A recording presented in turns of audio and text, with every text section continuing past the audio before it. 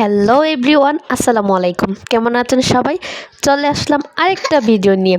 সকাল সকাল 6টায় রওনা হয়ে গেলাম। ঢাকা থেকে যাব হবিগঞ্জ।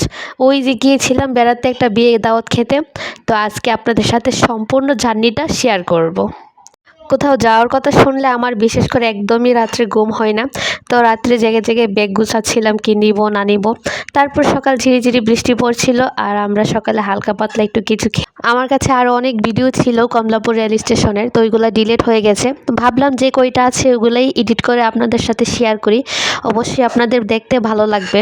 বৃষ্টির মধ্যে লং ট্যুরে দিলে বা গাড়ি দিয়ে দূরে কোথাও গেলে খুবই ভালো লাগে, তেমন অনেক ভোগান্তিও আছে। এই তো আমার বাবারটা তাকিয়ে তাকিয়ে বাইরে দেখছিল, বাইরের সৌন্দর্য আর উপভোগ করছিল। এই মহিলাটা বিশেষ করে ওনাকে আমাদের অনেক সন্দেহ হয়েছিল, কারণ আমাদের সামনে যে আপুটা বসছিল উনি ঘুমিয়ে যাওয়ার পরে মহিলাটা ব্যাগটার সামনে এসে দাঁড়ায়। তারপর দেখলাম একবার ব্যাগে হাত দিচ্ছে, একবার উপরে হাত দিচ্ছে। কিছুক্ষণ পর যখন আমি মোবাইলটা বের করি তখন উনি হাতটা উপরে উঠায় নেয়। আর আমার বাবাটা ট্রেনে ওঠার অনেক শখ ছিল, সবসময় বলতো ওকে ট্রেনে ওঠানোর জন্য। তো এই তো বুড়াটা দেখেন চা খাচ্ছে, কত খুশি। মাশাল্লাহ মাশাল্লাহ।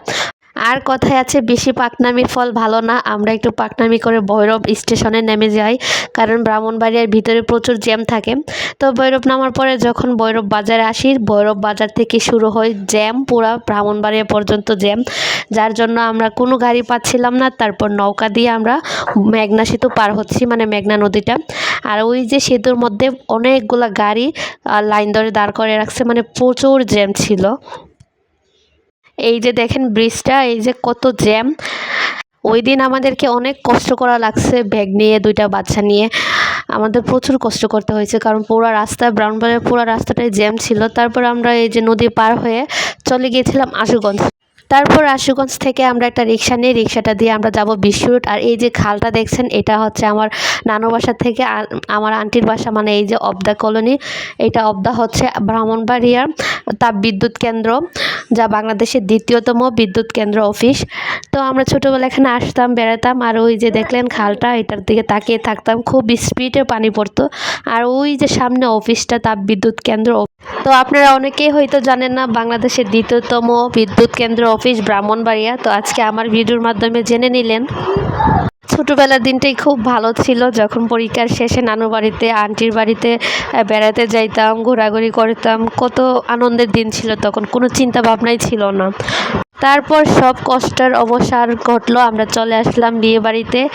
আমার ননাসের মেয়ের বিয়ে ছিল, আর বিয়েটা ছিল গ্রামে, যেহেতু ওরা গ্রামে থাকে। তাদের মতন করে অনুষ্ঠান করেছে, গ্রামের বাড়ির যেরকম অনুষ্ঠান হয় আর কি। তারপর জামাইটাও মাসাল্লাহ বেশ দেখতে খুব সুন্দরই ছিল। দেন আমরা বিয়ে খেয়ে তারপরে চলে যাচ্ছিলাম আমার বাবার বাসাতে, যেহেতু ব্রাহ্মণবাড়িয়া আসছি। তো ভাবলাম কেন না আমার মা বাবাকে একটু দেখে যাই। তারপর আজকের ভিডিওটা এখানেই শেষ করছি। সবাই ভালো থাকবেন, আর আমার সবটা ভিডিও দেখার জন্য আপনাদেরকে অসংখ্য ধন্যবাদ।